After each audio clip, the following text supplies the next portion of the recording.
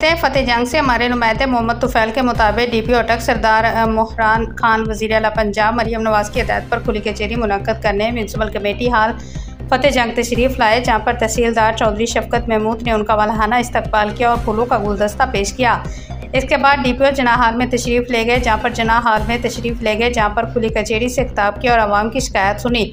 एक साल ने शिकायत पेश की कि किसी ने उसके पैसे देने हैं लेकिन वो टाल मटोल कर रहा है, तो डीपीओ ने कहा कि शाम 6 बजे से पहले आपको पैसे मिल जाएंगे, जिस पर हाल तालियों से गूंज उठा। इसी तरह लोग फर्दन पेश होते रहे। किसी ने अपनी चोरी की शिकायत पेश की, किसी ने अपने साथ झगड़े और ज्यादती की शिकायत पेश की, किसी ने घरेलू झगड़ों के मसाइल पेश किए, तो डीपीओ अटक सरदार मोहरान खान ने फौरी अहकाम जारी किए और शिकायत का इजाला किया। हाल में मौजूद कई लोगों ने मुकामी पुलिस की कारकर्दगी पर निहायत इत्मीनान का इज़हार किया। इस दौरान ही कुछ मुअज़्ज़ज़ शहरियों और नंबरदार जरदार खान ने बयान किया कि हमारे इलाके में कब्ज़ा ग्रुप बहुत असरअंदाज हो रहे थे, लेकिन जब से तहसीलदार चौधरी शफकत महमूद ने चार्ज संभाला है, उसके बाद कब्ज़ा ग्रुपों की हौसला शिकनी हुई है और हकदारों को उनका हक मिल गया है।